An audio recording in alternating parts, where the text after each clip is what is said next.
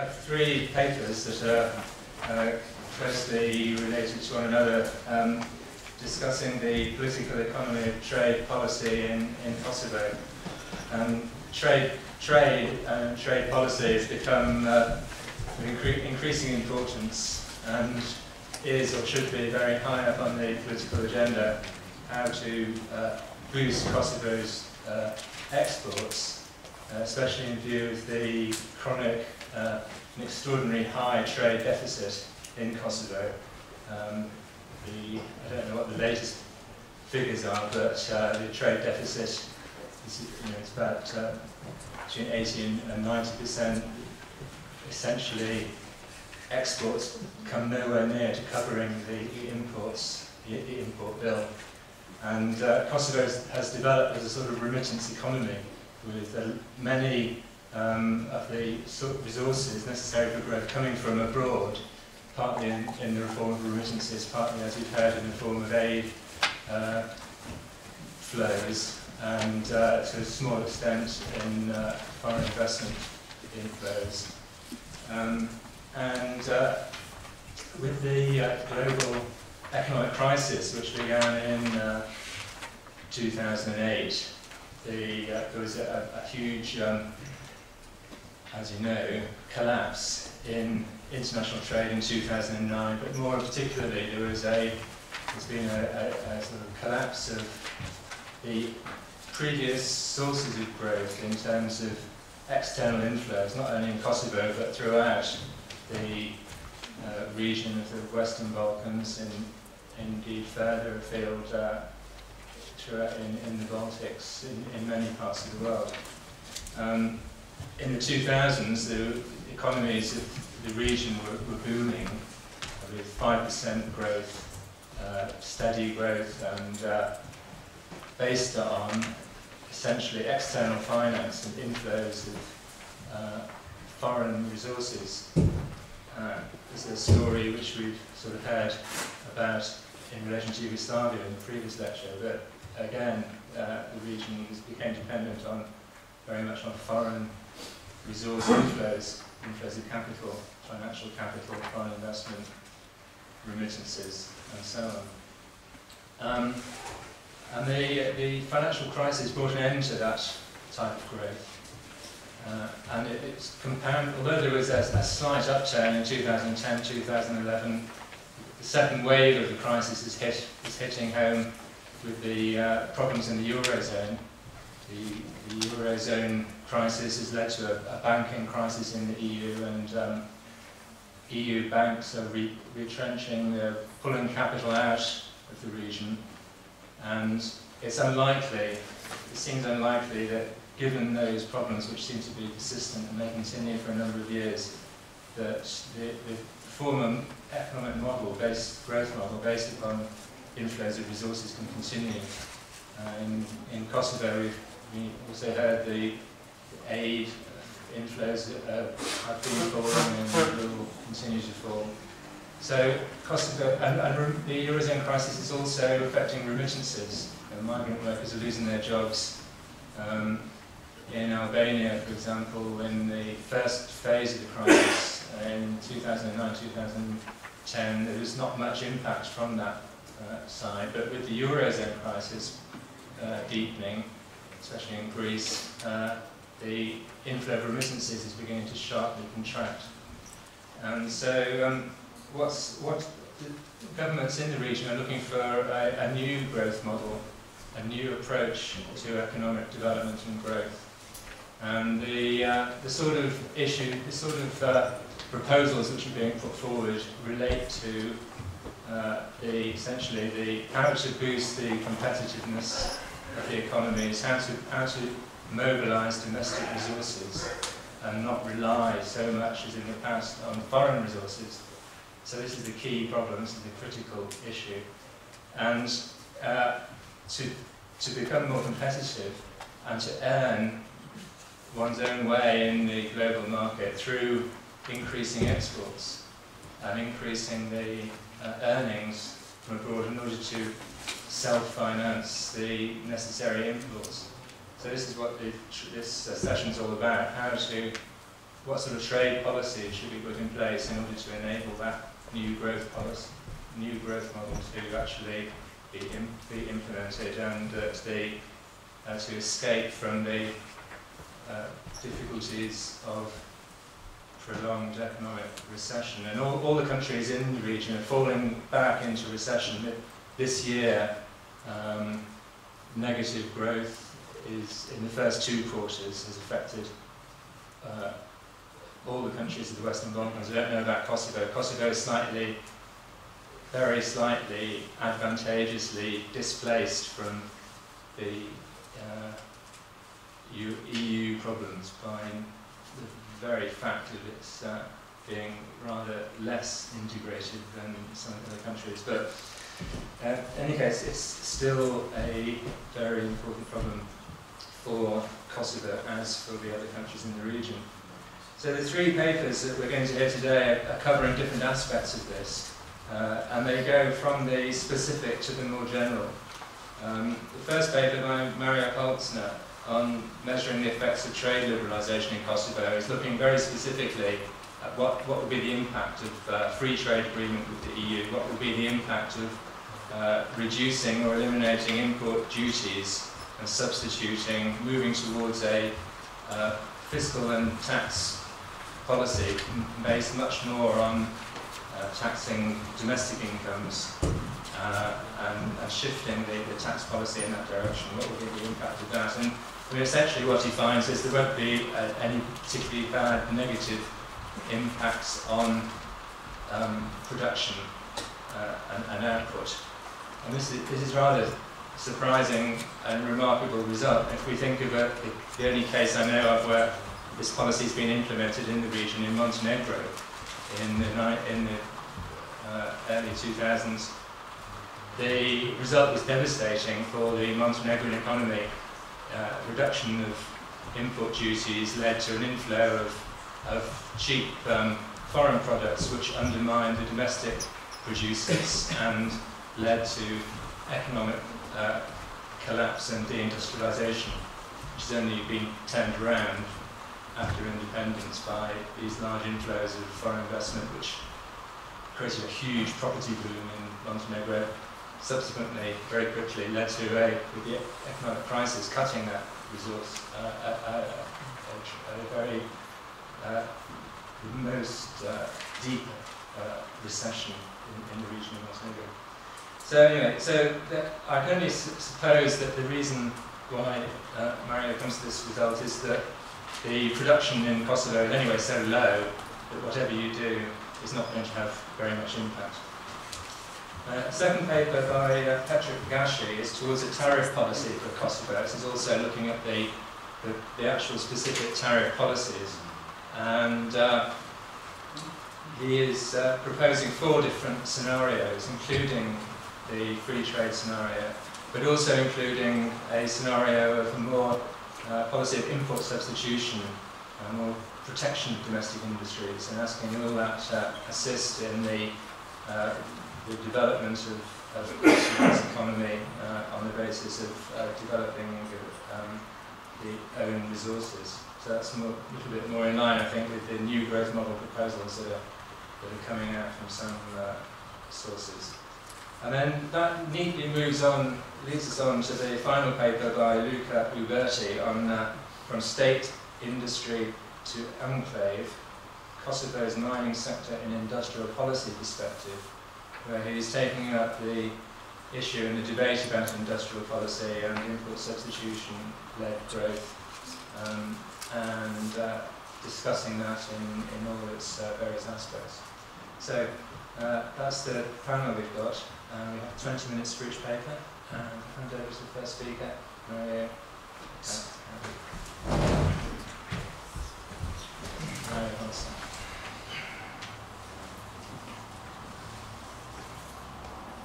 Okay, thanks a lot. As you can see, I will be talking about an attempt to measure possible effects of trade liberalization in Kosovo.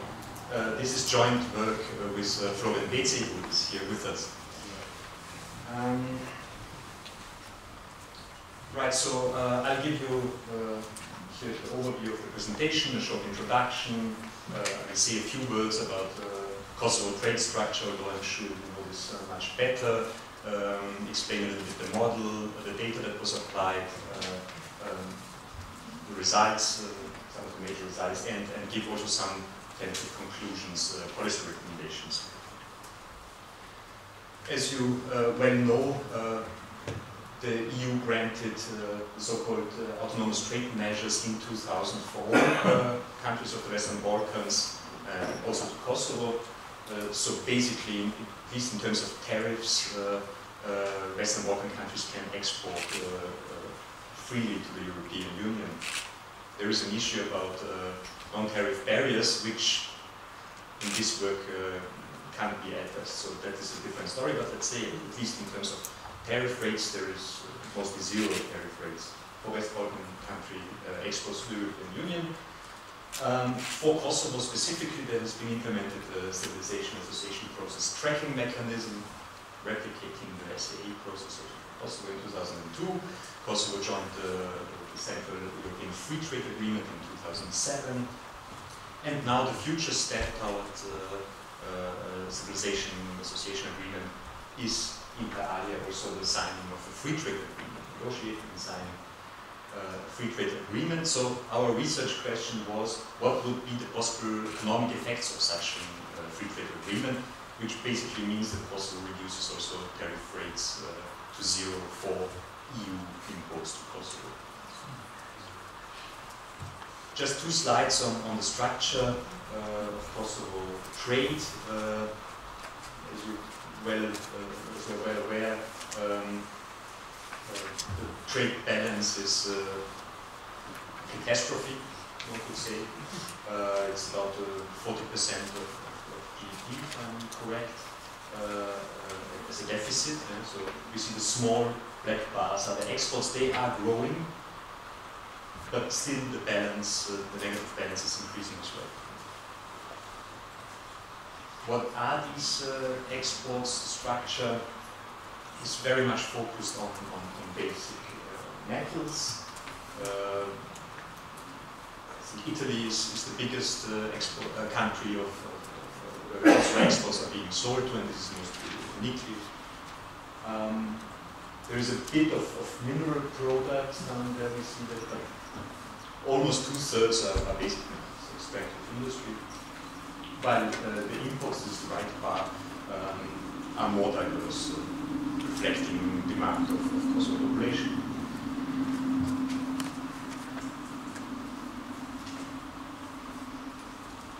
So the model we are applying in order to estimate the effects of trade liberalization is called global simulation models by Frankfurt and Paul. It is a multi-region worldwide trade simulation model. So you can include a lot of countries that add up to the whole world, basically. One of the major assumptions is the so-called Armington assumption of imperfect substitutes. So there is a local population has a preference for local products over imported goods. However, it is, and this has to be said, this is a partial equilibrium model.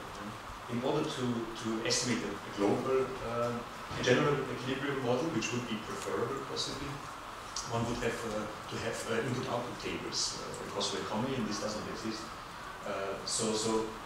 Here we estimate, rather I would interpret that as short-run effects, first-round effects. A general equilibrium model would include second and then possibly third-round effects, where the changes in prices would have then later on effects in other industries, and maybe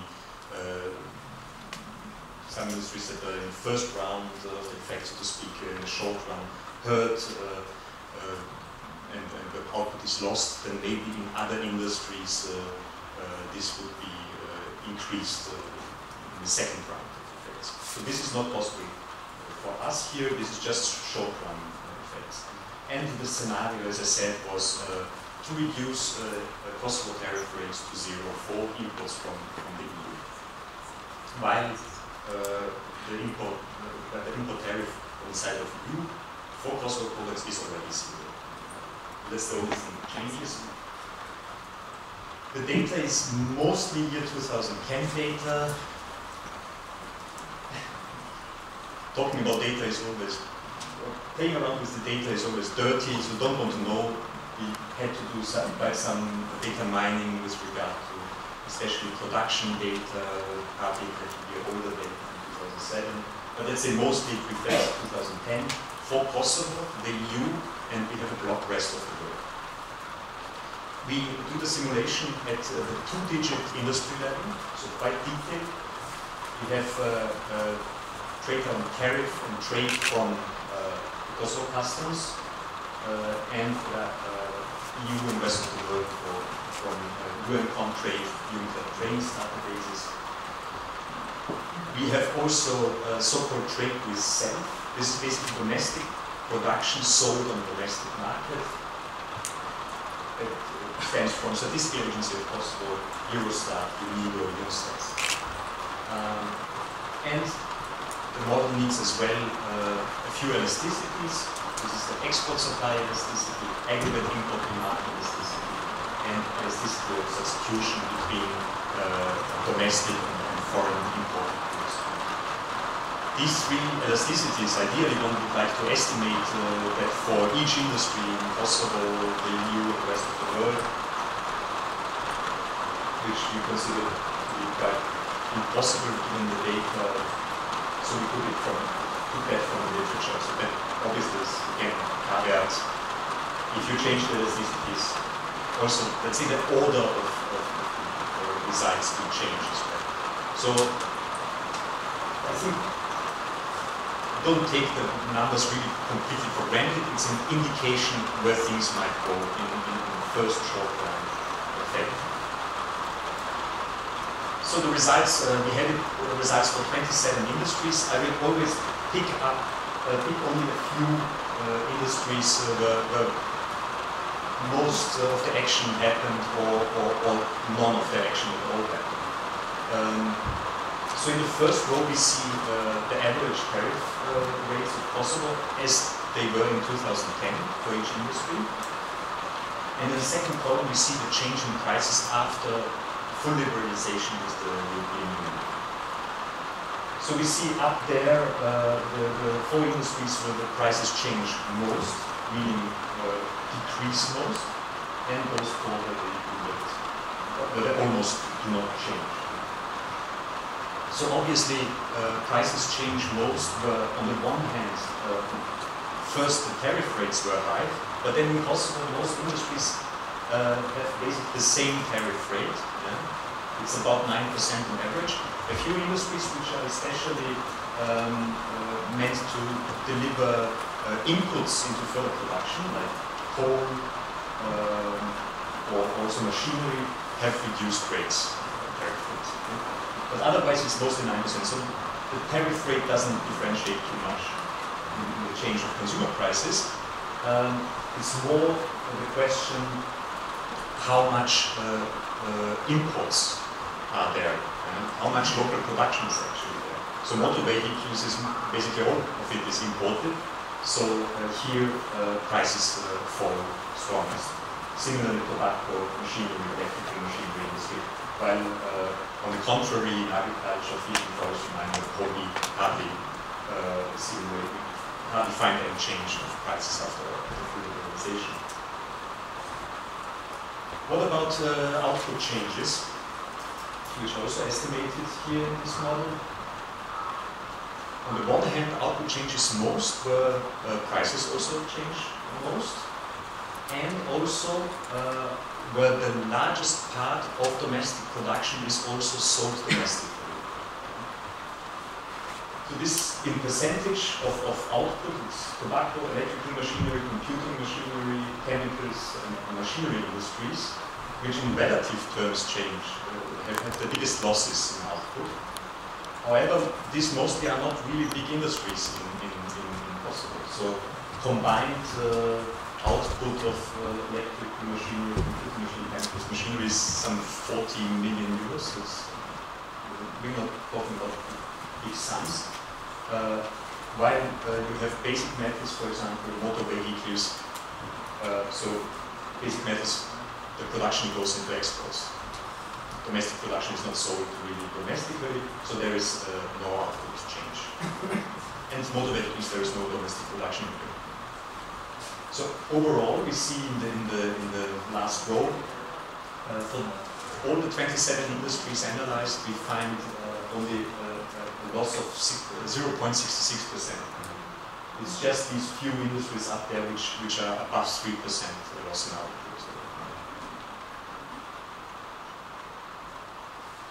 As I said, in absolute terms, this is often not a lot. And the list of those industries where in absolute terms output losses are highest is different from what we saw before. So it's actually agriculture, non-agricultural products. And these 7 industries make up 90% of all these losses, which are in total estimated as 15 million euros. So even for Kosovo, this is not really a big amount of money. And finally, tariff revenue losses. About 2/3 of them are also just in a few big industries where imports are also quite high. And this amounts to 71 million euros, which is also not overwhelmingly huge amount of money, but about 5% of 2010 Kosovo budget revenues. So it is an issue, I would say. There are a few other results which I do not report here. One can calculate a net welfare effect out of basically the consumer surplus, because consumers gain from falling consumer prices, the losses in producer surplus, which are not that high. The net welfare effect is minus 3.5 million euros, so negligible. And this is mostly due to this lost tariff revenues of 71 million. And these can't be completely outweighed by consumer surplus due to falling prices after liberalization. As I said, I would say this estimated 15 million output loss is really minor. The lost tariff revenues are, I would say, a bigger issue.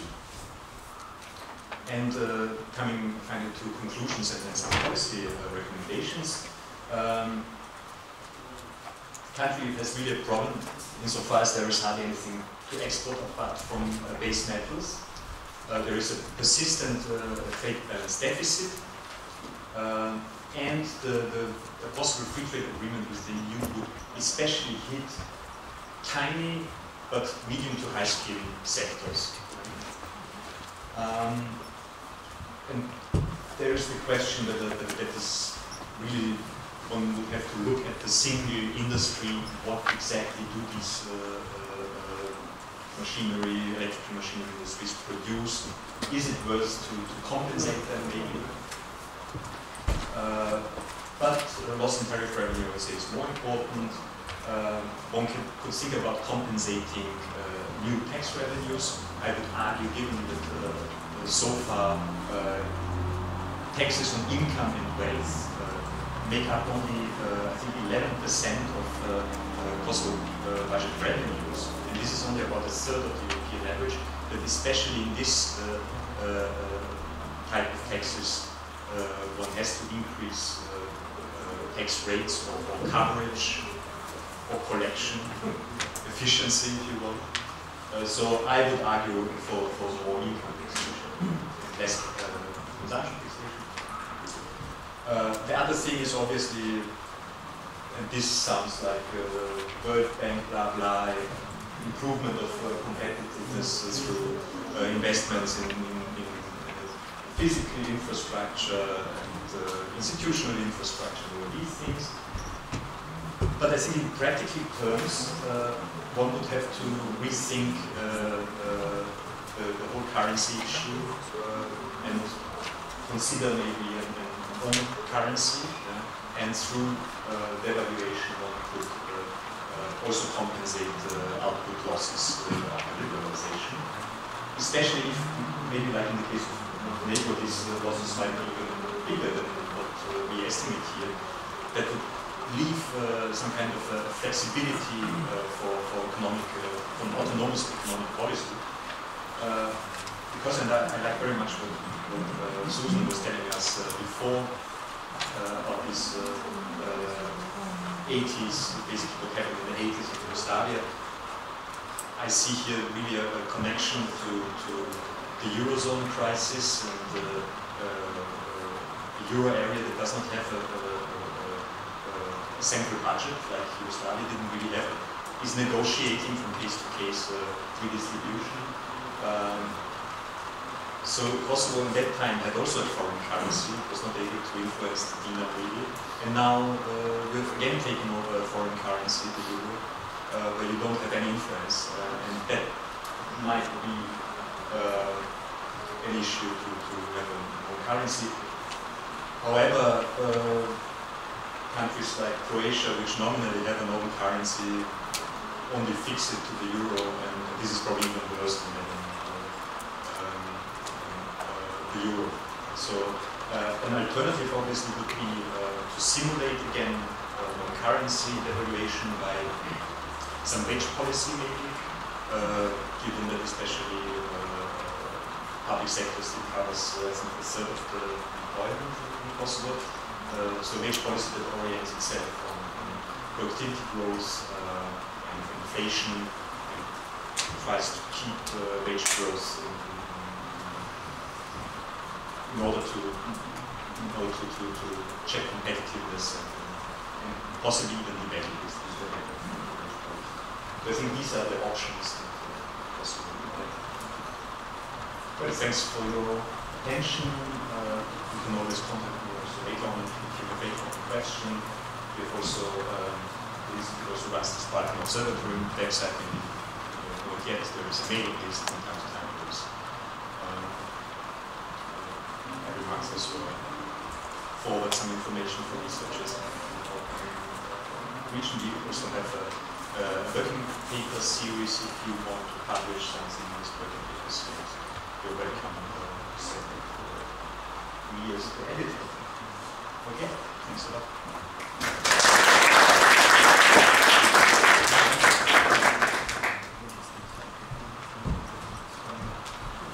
Okay, we'll have time for just one or two technical questions, and then we'll have time now for one or two technical questions, if there are any, and then we'll have a general discussion of the broader issues at the end of the three papers. James, you can say your names and affiliation. Hello, I'm James Corovilis. I'm from the Bristol Business School at the University of the West of England. Thank you, Marion, for that very interesting presentation. I'm just wondering whether the question that I've got is technical enough, or whether it's perhaps too general.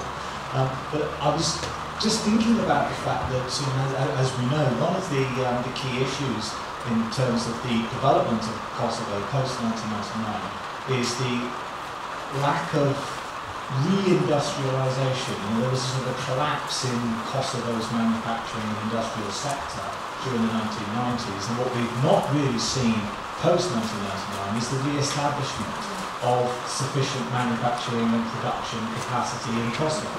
And I was just wondering what your views were on whether the introduction of an even freer trade system in Kosovo would have on the as-yet lack of industrialization and re-establishment of the manufacturing sector in Kosovo, and whether that could possibly be another sort of stalling factor that would further postpone that possible future development.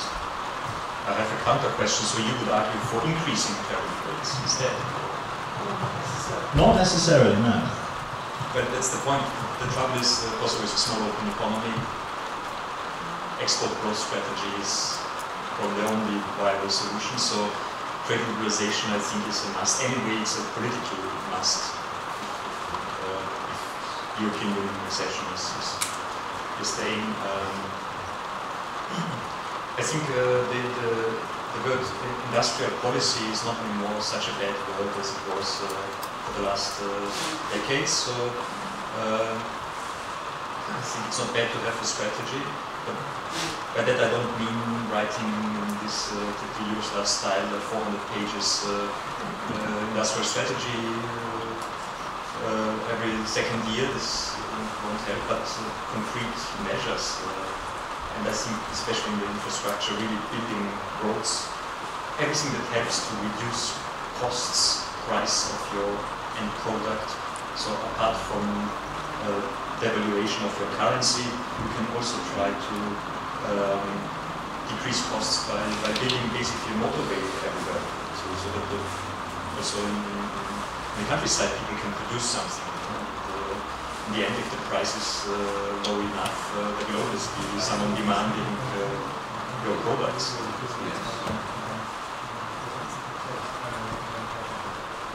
Okay, we've got one more question before we move on to the next paper.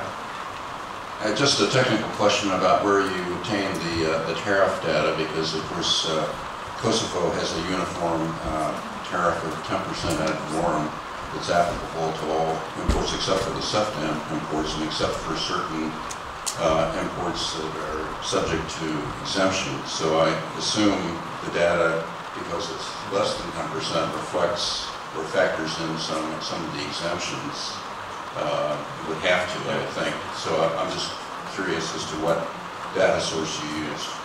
But it's the Kosovo customs data, and we take the lowest level of disaggregation, like this digit or whatever it is, and as you rightly said, there are exemptions. This is what reduces the 10% to minus for goods that are intermediate in production. Okay, thanks very much. That's very good.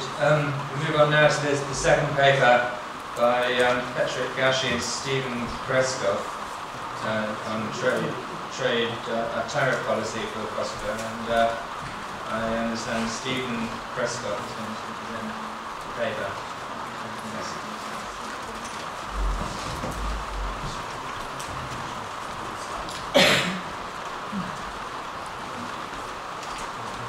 Good morning, everybody, and Petrit Gashi's standing or sitting right in front of me, and will give me a signal if I must speak, I assume.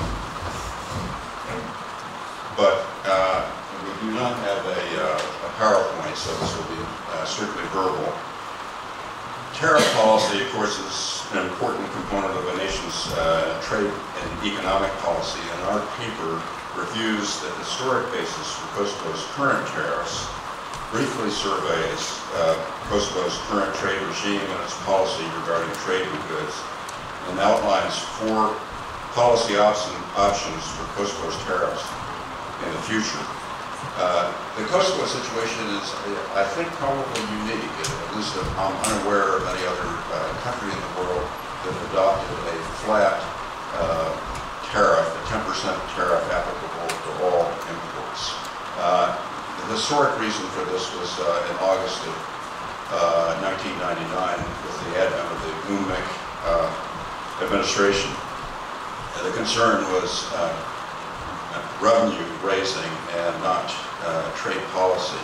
And but this same tariff has been in effect since August of 1999, apparently without any consideration of the economic consequences or economic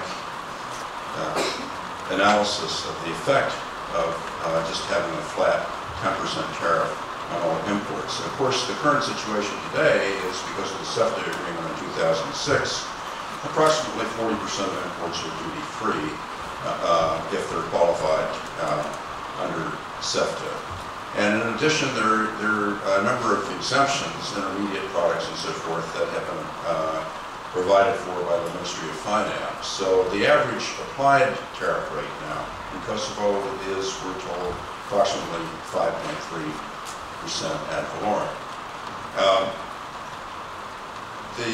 I want to mention that we're talking about trade in goods, and as Will and others have mentioned previously, the picture is very depressing, with quite an imbalance between imports and exports, and that's true for a number of reasons. And of course, one of them is the use of the euro here. And another, as Susan pointed out, it exists for historic reasons. But trade and services is a completely different picture. Kosovo has been rather successful with trade and services, and while some of that may relate to what some people call virtual services for international groups here in Kosovo, nonetheless, some of it is export of business services, IT services, and what have you, tourism, and construction. And it appears to us, from reviewing the data, that there may be indeed some comparative advantages for Kosovo in exported services as opposed to exported goods. And while we won't be talking about that any further at this juncture, I think it's very interesting to note. Let me talk, since we only have a little bit of time, about the four policy options we outlined for Kosovo. One option, of course, is just to continue doing what Kosovo has been doing and maintain the status quo of a 10% ad valorem tariff, which is adjusted through trade agreements and exemptions. And of course, now we have a SEFTA agreement that provides about duty-free treatment for about 40% of imports. There are exemptions. There's a negotiation that just began between Kosovo and Turkey regarding a bilateral free trade agreement. And we hear that work will begin soon on a stabilization and association agreement or something of the kind between the EU and Kosovo that could lead to duty-free treatment of imports from the EU. So putting that all together, if policy is not changed, we may have a situation in a few years with 80 to 85% of, or maybe even more, of imports coming to Kosovo that are duty-free. The advantage of just not doing anything is you don't disrupt expectations of business and trade partners. You maintain the current revenue stream.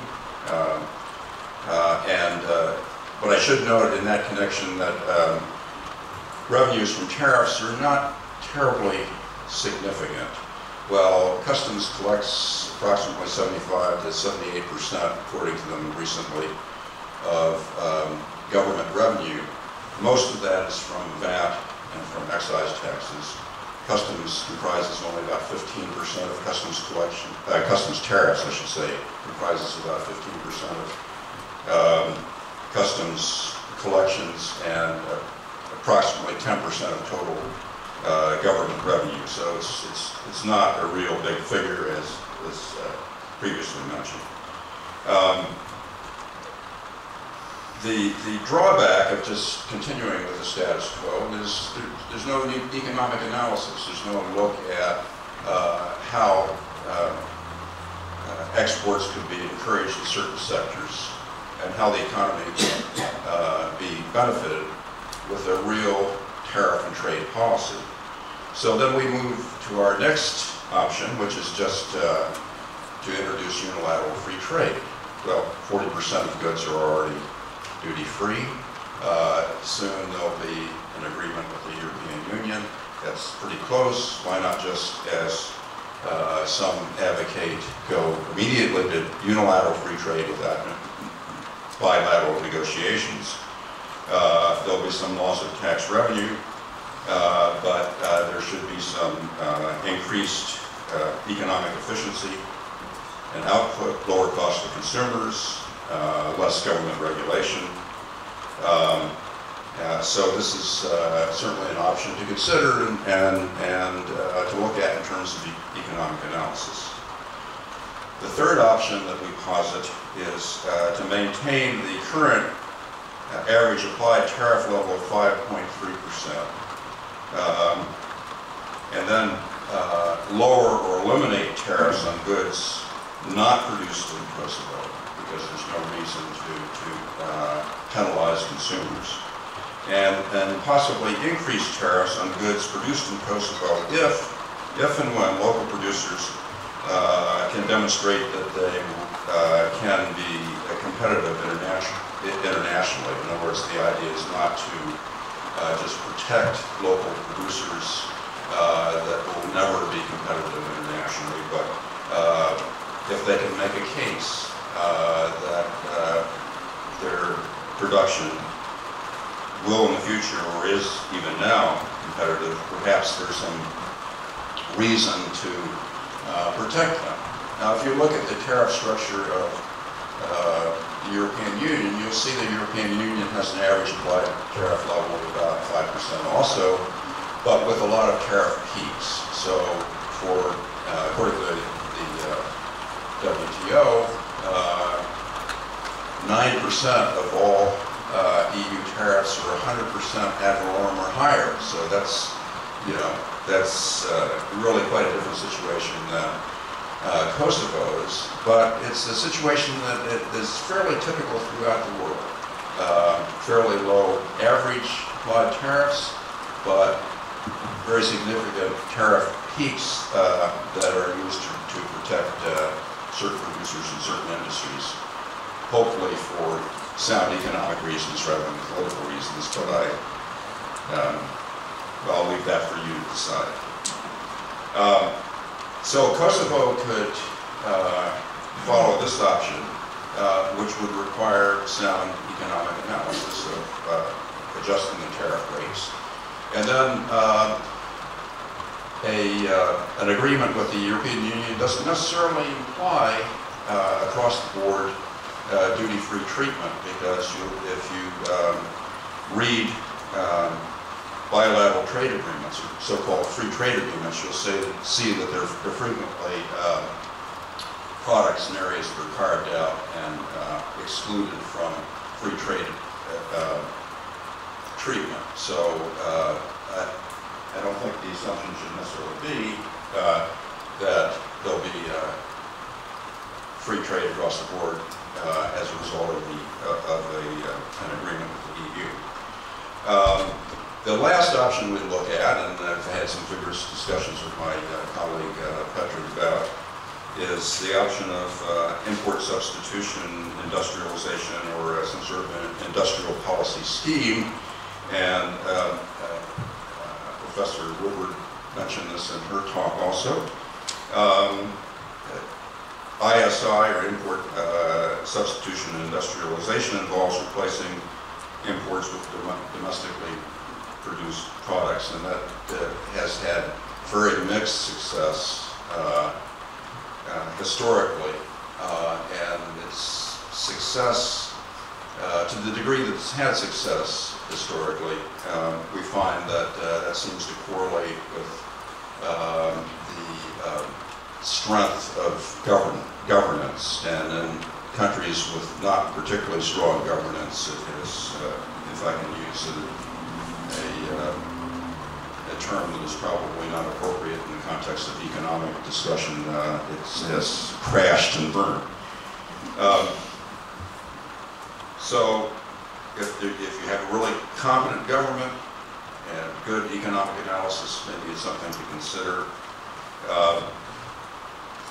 But it's failed greatly in many situations. So those are the four options I would submit, and I think I'm comfortable submitting in the context of this group, that anything that is done should be subject to careful economic analysis. And I say that as a trade lawyer, not as an economist, but I think that government policy should be well informed by careful economic analysis, and also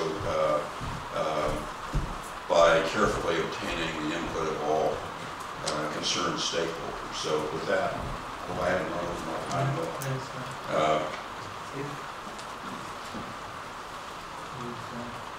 you've got a few minutes left for questions. So, okay, as before, thanks very much.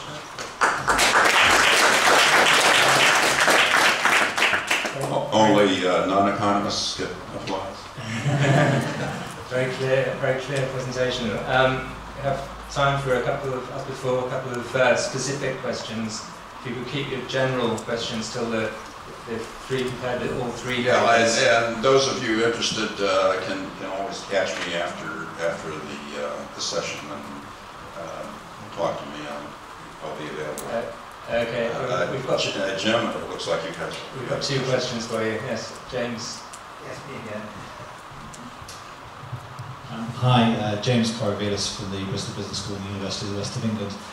Thank you very much, fascinating. And it's always nice to see a range of different policy options laid out in front of us for us to consider.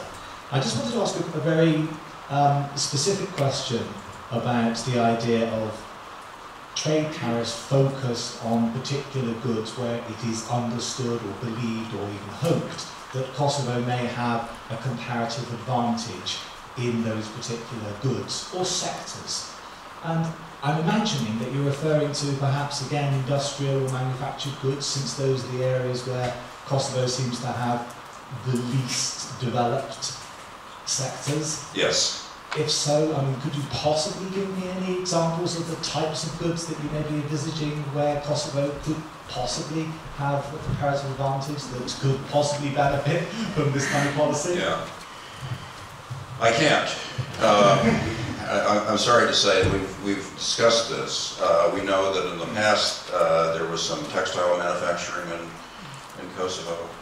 Certainly, if you look at Kosovo's current exports of metallurgical products and scrap, there could be some downstream industries that could relate to that. For example, instead of exporting scrap to China, why not have an electric furnace here turned into construction materials, which then can be used in the region? Or if we take the ferro-nickel exports, I think my understanding is that there's some processing turning them into ingots, but it might be possible to do some further processing. Going beyond that, there could be some agricultural sectors that could be interesting. I know I've done good work in other regions of the world, for example, sub-Saharan Africa, where there's been great success with specialty agricultural products like asparagus, cut flowers, and what have you, that can be produced economically and then flown rapidly to major markets. And there might be products here that are mushrooms, for example, that might fit into that category. So we haven't done an analysis. I mean, this is something that should be done as a condition preceding to undertaking any sort of exercise where a local industry would be protected. In our view, they have to make a strong economic case that they will be competitive internationally. And then perhaps the approach should be analogous to these safeguard procedures that are used in international trade, and that's a WTO sanctioned procedure where there's a period of time where there's protection, but then it would be phased out after that period of time, and the industry would be on its own without the protection. This is a much more liberal trade approach than is currently used by our friends in the EU and North America, for that matter. So, but when we think of where Kosovo's real comparative advantages are in the services sectors, you know, why shouldn't Kosovo be a liberal beacon? I think it would help Kosovo service providers to be perceived as coming from a country that had liberal economic perspectives. Okay, thanks. Move on to the next question. Luca, Uberti. Swiss Army knives, perhaps instead of scrap. No, I just wanted to make a quick point on the politics of the flat rate that you quickly discussed at the beginning. You mentioned that the fact that Kosovo adopts a flat rate on imports was the result of the fact that UNMIC at the beginning of the international administration, had as its essential concern that of raising customs revenue rather than applying a comprehensive trade policy. But I mean, I would suggest, on the other hand, that the flat rate is actually the outcome of quite a deliberate trade policy, and in particular a neoliberal trade policy that holds that no sector should receive preferential agreement, or there should be no imbalance or distortion in the way different sectors are treated, and that should be reflected also in the tariff levels. And it's not by chance that actually Kosovo, in the World Bank's country policy and institutional assessment formula, gets top marks in the trade policy index. And to get, sorry, not top marks, 5, it gets a 5 out of 6, if I'm not mistaken. And very few countries in the world, very few developing countries get that rating. And one of the reasons why it has the rating is precisely that it doesn't implement sectoral distortions, as it were. So I would actually say that that's the outcome of quite a deliberate trade policy that Kosovo has been using to get good marks with the bank. Okay. Well, thank you very much for your comment. And I rely on Petrit for this research, looked into this issue, and we couldn't find any evidence of the policy being linked to a deliberate trade policy. I do know that IMF generally is in favor of only a few tariff bans. For example, if you look at the Albania's tariff structure, I think there are only 5 or 6 bans with a maximum tariff of 15%. Georgia is even more liberal, only 3 tariff bans with a maximum tariff of 12%. So there is, from a policy perspective, I think you're correct, that there's much to commend a flat rate. From an administrative perspective also, it is helpful in terms of countering corruption and smuggling. So you make a good point. Okay, thanks very much. We need to move on to the next paper. Luca Uberti is going to talk about industrial policy in Kosovo's mining sector. Luca Uberti from the economics unit here at the UK. This is research that actually started last year when I was with the Center for Energy and Natural Resources before I moved to the economics unit.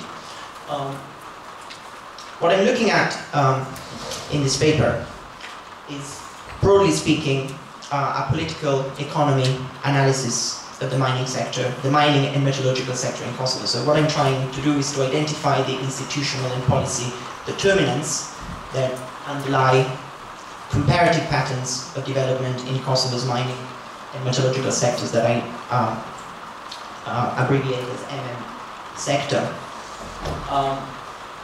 The starting point is that neoliberal transition in Kosovo has produced very mixed results, and scholarship should produce an explanation that goes down to the fine grain of those results and accounts for why, for instance, a certain plant developed successfully or certain subsectors developed successfully and others didn't.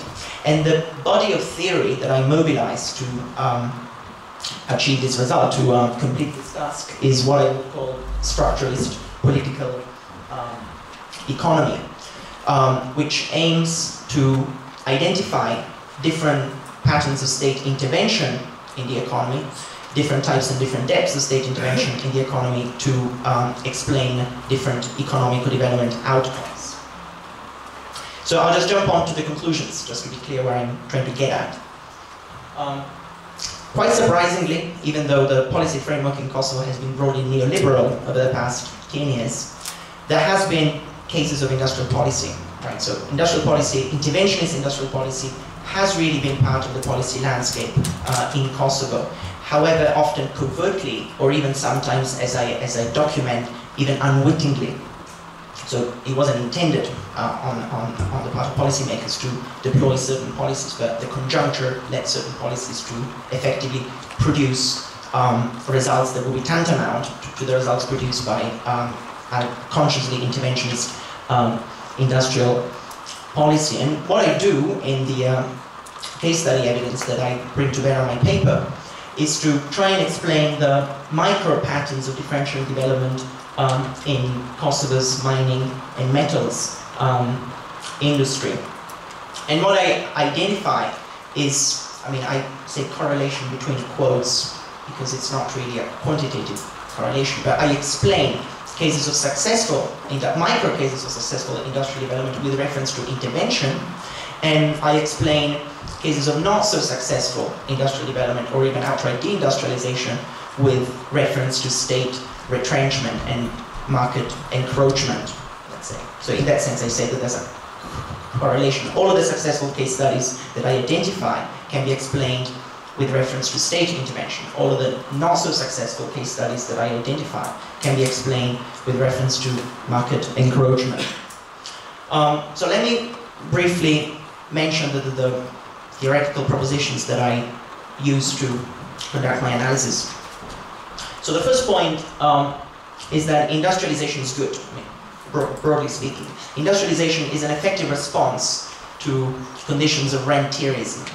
So if an economy is subject to heavy rent income, namely income that's not earned, income that's not a return on capital risk or labor, but income that's external to the economy, external to the productive economy, in those cases, industrialization is a good approach.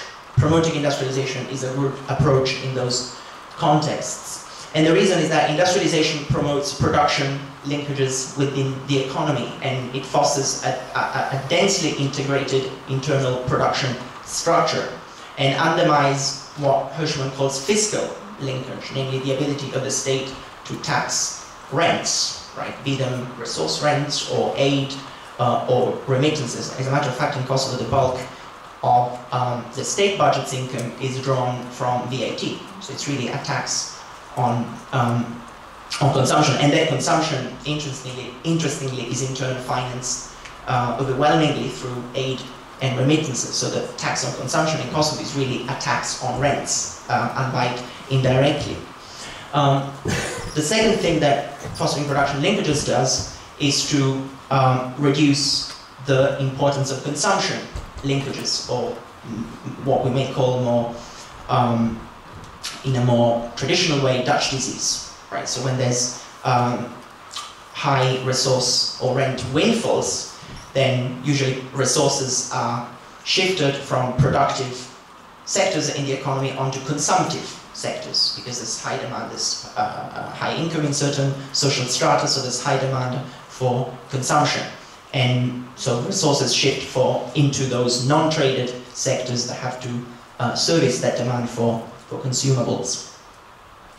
And the reason, broadly speaking, the reason why production linkages are good, I won't go any deeper into that, is that they put an upward pressure on wages and increase opportunities for technical innovation. The second part of the body of theory that I mobilize is the so-called industrial policy debate. And the core question is whether that kind of production, deep integrated production structure, that kind of production linkage can be created under conditions of free market, under open market conditions. So are interventionist or protectionist policies necessary to activate production linkages, or free functioning unencumbered markets would be sufficient, right? And the answer that I give briefly, the answer that I assume in the body of theory and that I use to explain the empirical data that I bring to bear is that, yes, interventionism is necessary to activate production linkages, and these are a few reasons. That foreign investment is no substitute for industrial policy, because often foreign capitalists integrate very shallowly with the local economy, so they fail to activate production linkages in the host economy. You often need state interventionists to even attract FDI in the first place. You need perks, right, to get investors to come in contexts that often are not so attractive to them. And you also often need intervention industrial measures to restructure the old state sectors, especially in context of post-socialist transition. Right. So these three propositions inform the three case studies that I develop in the paper. I will just briefly look at the first two. But just a quick overview of the Kosovo economy over the past 10 years. Many have argued that it's a case of a rentier economy, an economy that depends overwhelmingly on external rents. That's true, but what I find is that actually rent dependence has diminished over the past 10 years, and the MM sector has developed quite significantly, and it's acted as a driver that has contributed to kickstarting the real sector economy, accounting in 2010 for a striking 76% of total export revenues. However, the performance of the mining and metal sector is actually quite diverse. In particular, it could be argued that the development of this sector in Kosovo is really a case of import-dependent or deficit-prone industrialization. So it's industrialization that's itself dependent on imports, and plus it displays, partly as a result of this, a high degree of internal disintegration. Plus, it's also quite marginal in the context of the overall economic structure of Kosovo. So these are a few data. This table gives you the time series. I'm looking at the first and third line from the top. It gives you the ratio of the value of aid over total exports, so the value effectively of rents over real sector income, which has diminished from an astonishing 4,900% in 2001 down to 200%, which is still quite significant, that Kosovo earns twice as much in aid as it does from exporting stuff that it produces, right? Same trend in the case of remittances. Remittances were worth nearly 1,000% of the value of exports in 2001. That diminished to less than 200% in 2010. So rent dependence has actually diminished, and same the ratio between consumption and investment, although not as significantly. These two slides give you a sense for the level of disintegration in the economy. This is the trade profile of the mining and metals industry. You see that the increase in production of processed metals was accompanied by an increase in importation of ores and concentrates. So ores and concentrates are imported into Kosovo and processed in Kosovo for re-exportation. So in that sense, I said that it's a case of deficit-prone, import-dependent industrialization. Yeah, and that's the result, that's the balance of trade in the MM sector, in the mining and metallurgical industry, which increased quite dramatically over the past few years. So it's a positive case of industrialization, but one that actually weighed negatively on the balance of payments. So industrial policy in Kosovo. So these are the micro patterns, the ones that I've outlined. And what I try to do in the case studies is to really go into the fine grain of industrial development in this country, which is really the structure, the fine grain that the macro patterns are reducible to. And I try to explain those micro patterns. So this is what I get to. One case study shows that a very successful case of foreign investment in Kosovo was actually supported by a direct subsidy from the government in its early years of operation. Another case study, and that's Heronikli plant in Drenas. The second case analyzes further the issue of internal disintegration in the mining and metals industry and shows that that's largely the result of a lack of policy nudges on the part of the state. So a case of state retrenchment. I'll drop case study 2 due to lack of time.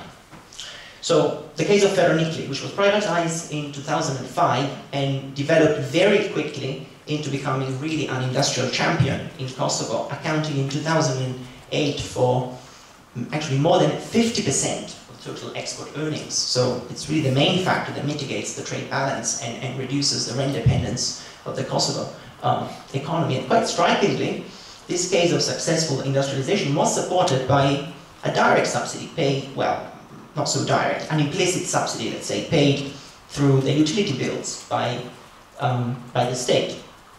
And that was part of the power purchase agreement that Heronikli struck with KEK, the public supplier, in 2006, and that same power purchase agreement expired in 2011. So I managed to get to this data after doing quite a lot of data mining with KEK. And these two tables compare the price for electricity paid by Heronikli during 2006-2011 with the average prices for electricity paid by other consumers, and the second table with the cost-reflective tariffs that are set by the electricity regulators, which reflect the costs of producing electricity. And as you can see, Thessaloniki paid some 3.4 euro cents for a unit of electricity, as compared to a typical industrial consumer that in 2001 would pay up to 5.5 euro cents per unit of electricity. And you can also see that the preferential margin enjoyed by Thessaloniki as opposed to regular industrial consumers actually increased over time. And the price paid by Thessaloniki was actually below the cost-reflective tariff, so below the below the cost of producing electricity in Kosovo. So it was a case of quite heavy subsidization. So let me say a couple of words about the politics behind the Thessaloniki power purchase agreement. And this is supposed to prove my earlier claim that often industrial policy in Kosovo is unwitting. And this is quite an interesting paradox to me. So the outcome, this subsidy, was not the outcome of conscious policy design. Quite paradoxically, it was the outcome of market liberalization. So as of 2004, large industrial consumers in Kosovo were allowed legally to opt out of the regulated market, the market whose prices are set by the electricity regulator. So Thessaloniki went up to KEK and attempted to strike a bilateral contract with them to purchase power over the subsequent 5 years. And since Thessaloniki could offer full security of payment and earn an income for providing that security of payment, that's how they earned the subsidy, because that security of payment that they could offer was rewarded in the form of a lower electricity price that Thessaloniki offered. So it wasn't a subsidy that the state designed as a case of conscious industrial policy, but it was actually a price that was paid by Thessaloniki, by KEK, in exchange for receiving from Thessaloniki assurance that they would pay their bills. So in this case, I say that often industrial policy in Kosovo is unwitting. The second aspect of my argument that leads me to the second case study is that industrial policy, that in this case, for instance, in the case of Thessaloniki, came in the form of a nudge, right, a subsidy to reduce the initial burden of the plant's cost structure in the early years of operation, was not accompanied by, perks. I'm getting this mixed up. The subsidy exemplifies a case of a policy perk. The state grants the company a perk to incentivize production and reduce the cost burden in the early years of operation. But this policy was not accompanied by a nudge, right? And to this day, Thessaloniki imports some 50% of the concentrates that it processes at the smelting plant in Drenas from East Asia and Albania.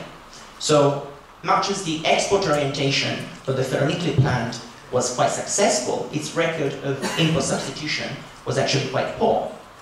And that feeds into the picture of structural disintegration that characterizes the mining and metals industry in Kosovo.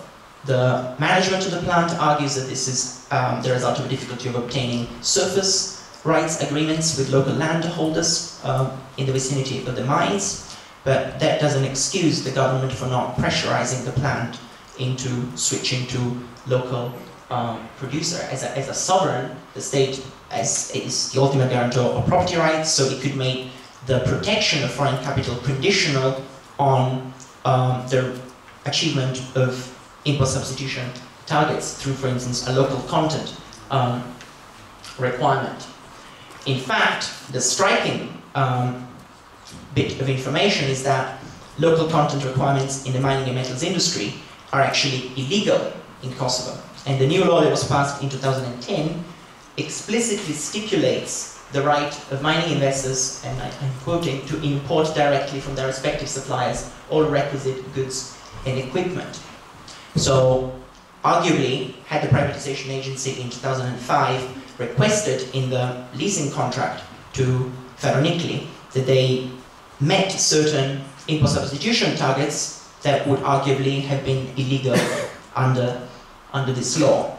And actually this provision in the law is a carryover from the 2005 UNMIC regulation.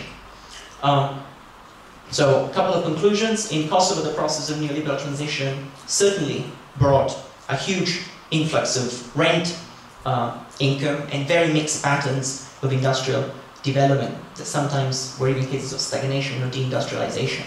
But the picture is not altogether negative. And whenever there were positive results, like in the case of the development of the Florin plant, arguably those results can be attributed to the deployment of interventionist industrial policies on the part of the government, however covertly or unwittingly. Thank you.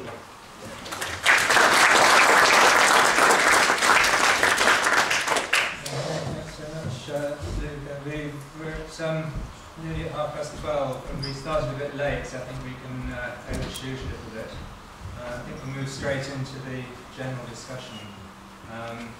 We've had three very interesting papers. I think it's unusual that one finds papers in a session which is so closely interconnected, and I think provide a very good basis for thinking about the problem of trade policy and tariff policy in Kosovo. And basically, what we've got is three possible ways forward. One is keeping the situation as it is today. The other is, as in the first paper, and the second paper proposed or analysed, looked at, the move towards a general abolition of tariffs, a free trade policy. And I must say that from the point of view of the EU free trade agreement, it's rather unilateral or asymmetric liberalisation, because there's already free trade into the EU. So what it's really asking Kosovo to unilaterally remove all tariff protection of its industry and services. And the third option is the one that we just heard of, and also was mentioned in the second paper, but rather disapprovingly, of industrial policy and protection, building up a local industrial base behind a wall of protective tariffs, alternatively through a system of subsidies. I just have two very short comments on the last paper. Comments. One is when you mentioned the Dutch disease, you really don't think this is applicable because the as a model, because the Kosovo has adopted the euro, so it has a fixed exchange rate, and Dutch disease is really talking about the impact of resource earnings on the exchange rate, which with an appreciation would undermine manufacturing industry, but that's not. I don't think that's quite the mechanism we're talking about. What we're really talking about is a policy of a neoliberal economic policy which is being applied across the board in Kosovo, being implemented by UNMIC as a way of, at a time when this particular type of policy was very much in fashion and was the sort of dominant theory in economics and economic policy at the time. We'll come back to that later on this afternoon. In fact, you could almost say that what Marian Nuti, who's a well-known analyst of transition economies, is described as hyperliberalism, an extreme form of neoliberalism. So that free trade approach is moving in that direction, whereas the industrial policy approach that Luca was developing and arguing for is moving in quite an opposite direction. So there's clearly quite a stark choice facing Kosovo policymakers in the current context of global economic crisis and eurozone economic crisis, which way forward to go. And we'd be very pleased to hear your comments and questions related to the papers that have been presented on that issue.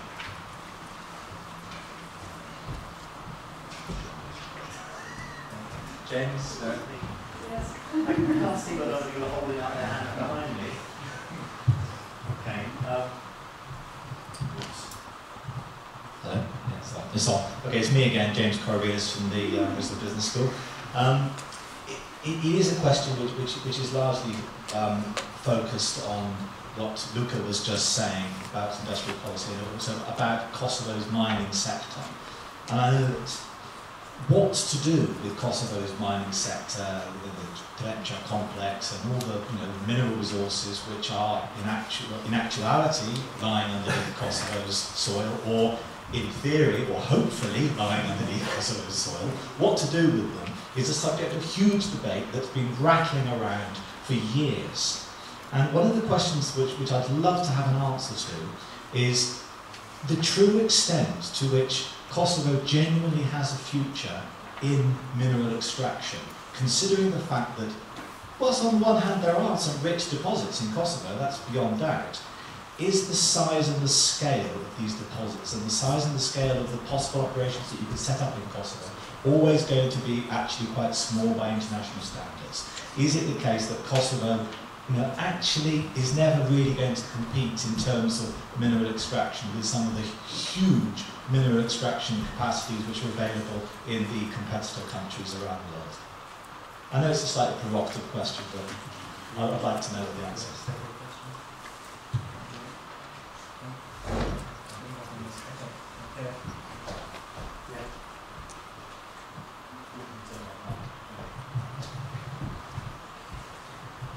Hello, my name is Maria Stambolieva. I'm from the University of Kassel in Germany. It's very interesting, the two approaches, and that's why I have also a question in the same direction. I liked very much the argument of Uberti when he said that industrialization is an effective response to the curse of rain tourism. I really much like that argument, but then I was a bit confused by what you said afterwards, that FDI is actually not being a substitute for industrial policy, and then giving the example. Of course, the example as such is good, it's successful, but as the previous commentator also said, it's a question, the resources are there. But I was wondering more in the sense, like, while you were doing the research, do you have developed an idea of where, for example, this interventionist policy of the government would have to be focusing, let's say, and then question where the money would be coming from, if not from the FDIs? Do you suggest that, I don't know, maybe remittances are being used, but why are people not using the remittances to invest in Kosovo? So maybe I would like to hear more from your experience here from the ground, like where would you see this developing?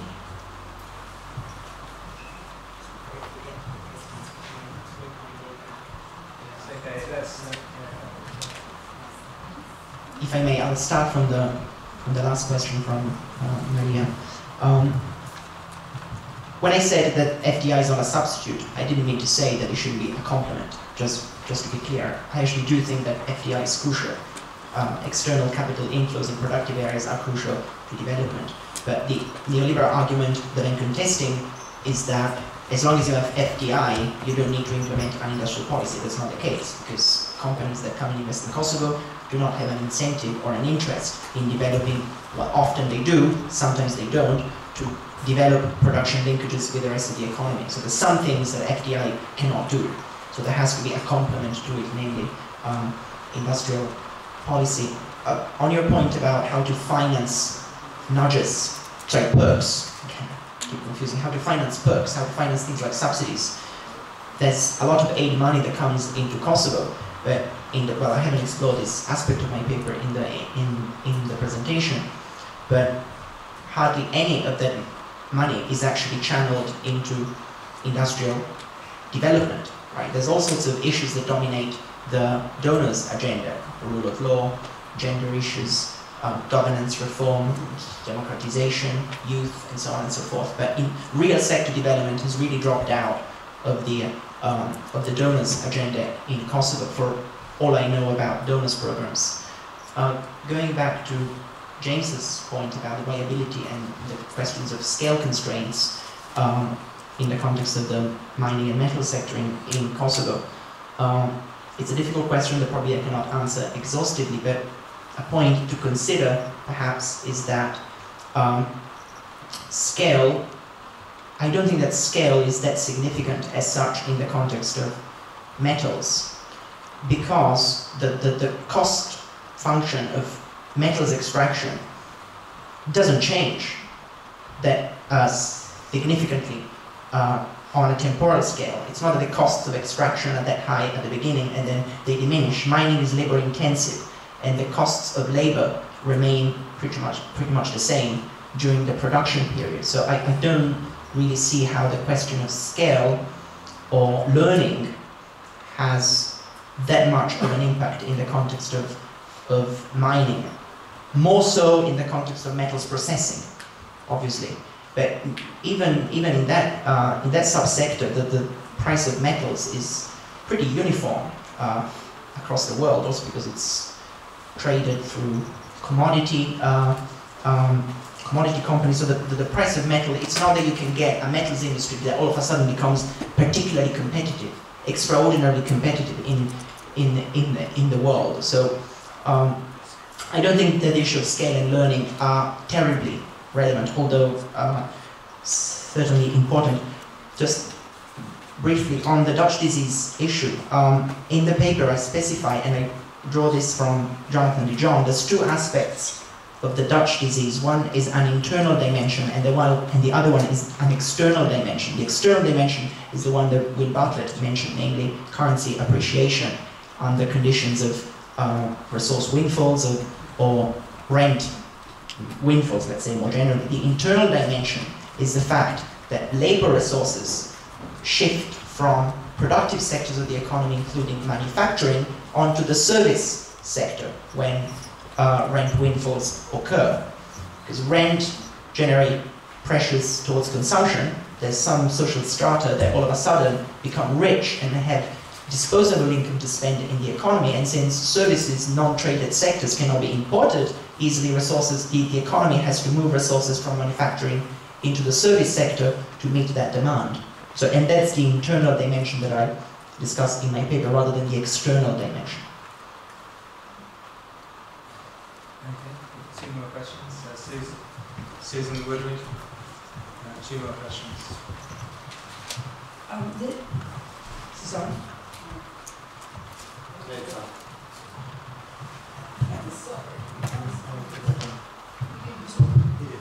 Sorry, it didn't sound like it. This is a question to all four of you, that is to say, including Will. Is there any element of regional integration or regional differentiation, sort of division of labor that could be added to this? All of these three papers are focused only on Kosovo, and remember my view of what the World Bank is convinced of. And so I don't mean regional with the EU, you're all covering that, but ways in which cooperation among, I'm perfectly aware of the politics of this, but economically, and Will, I'm asking you too, not only because you know about this, but the component of your question to me about the EU electricity grid comes into this. How could we think differently, including on industrial policy, and maybe we should even include Turkey in this, given that it's the largest foreign investor in Kosovo, and which considers itself part of the Balkan region. I think it's a very interesting question, and I would like to just reflect on the first points you were making, and think back to the case of the Yugoslav economy and the problems that arose there. I mean, essentially, Yugoslavia was an internal market, a free trade area within the countries which were, of the Western, what we now call the Western Balkans, with some slight differences. So CEFTA, for example, is essentially a replication of the internal market or free trade area that used to exist in Yugoslavia. And what is seems to happen in that sort of area according to the latest developments in trade theory, Krugman and so on, is you get, because of the existence of economies of scale, you get a concentration of industrialization and industrial production in particular regions within free trade areas. I mean, this has happened in the United States, it's happened clearly in the European Union as well. And in order to counteract that, you need to have transfers, fiscal transfers from the countries or the regions which benefit from trade liberalisation to the regions which suffer from trade liberalisation. And that was what the European Regional Development Fund does. That's what all the proposals for fiscal transfers and fiscal union in the EU are supposed to do. And the fact they haven't got it is why they're in the problems they're in now. And it's what the old Fund for Regional Development in Yugoslavia used to do. I mean, you may argue whether that was money well spent or not, but there were substantial transfers to the southern republics, which limited the divergence of growth over time within Yugoslavia. Actually, the regional divergence has become dramatically far worse now than it was in former Yugoslavia. So the question is, and now arises, if you have a free trade region, free trade policy, which body, which organisation is going to provide these fiscal transfers? Well, since you haven't got a central government in SEFTA, there aren't going to be any fiscal transfers, just as there aren't any fiscal transfers in the EU.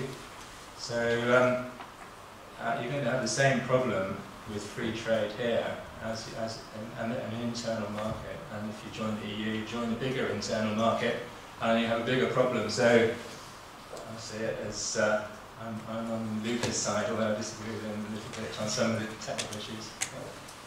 Sorry. Yes, I'd like to make some comments really from the perspective of transport and trade facilitation. And what I see in Kosovo and the region is a very poor transport infrastructure currently in Kosovo. And elsewhere in the region, for example, if you take the highway from Skopje to Thessaloniki, you see a good, up-to-date European transport system. And I think that has a very large impact on regional integration, or lack of regional integration. Now, what has happened recently, the data shows, is that for a number of reasons, but mainly because of a new road from Prishtina to the port of Durrës, trade has dramatically shifted from Greece and Macedonia to Albania. So that imports from Macedonia of goods declined something like 30%, I think, over the most recent period. Conversely, imports from Albania are up at least that much. And the maritime traffic has shifted primarily to the port of Durrës from the port of Thessaloniki. And why? It's the factor seems to be the new road.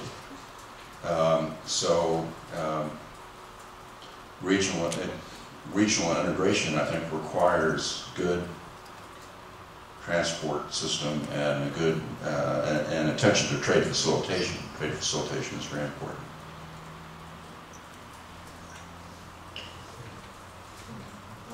When speaking about the region, in fact, if one compares these countries, they have all quite the same problems. No, I mean, the major exporter here is exporting nickel. The major exporters in Montenegro is exporting aluminium. In Bosnia, aluminium and steel. In Croatia, tourism. All these industries have a potential for creating this Dutch disease effect, I think, and all these countries have obviously an overvalued exchange rate, as can be seen from their trade balance. So there is an exchange rate issue, and all of these countries basically have the euro as currency. I think that is a major issue. that you can solve in various forms. So either you really introduce an own currency, or you increase tariffs and export subsidies, or you reduce VAT. You increase VAT and reduce income taxation. These are the three possibilities to devalue, basically. Is there a fourth one? Accept what's actually happening, which is to distort labor. Right, you can, obviously you can export, but that's what the countries are doing.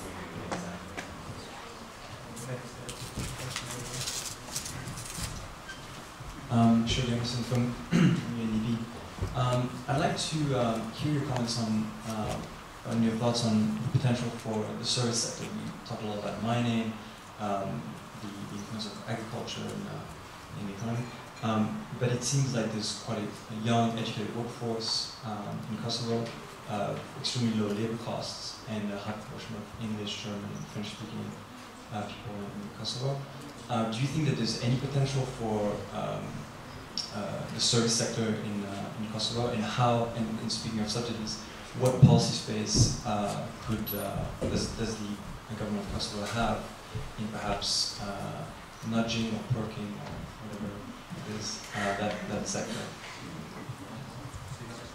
Sure. I think there's absolutely fabulous potential for the service sector in Kosovo, and you can see that in the trade data now. You can see that there's a surplus of service exports in the business and high-tech area, construction, tourism.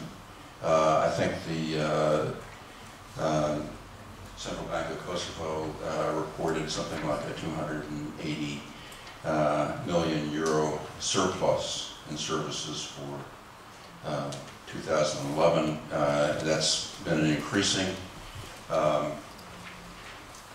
There's a lot of advantages here in Kosovo to developing service sectors. English is widely spoken. The wage rates are relatively low. There's a high level of education, at least in some sectors.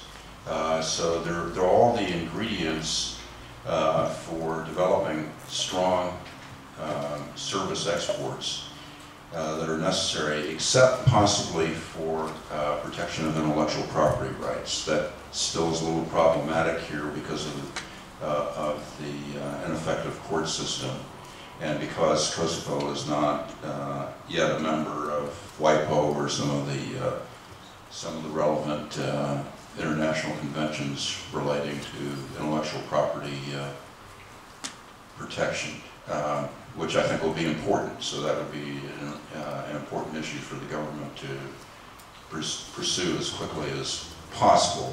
Obviously, there are political problems within that. So I think the sky's the limit. Okay, I think we have to come to an end now. I think the conclusion could be we need an industrial policy for the services sector. And also I think it highlights that there's probably room for another conference or a session on trade in services, which is not covered by all these various regulations we've been talking about today. And I think that's a very highly relevant topic that you or other people around the table could productively look at. So thanks very much, and it's time for lunch break.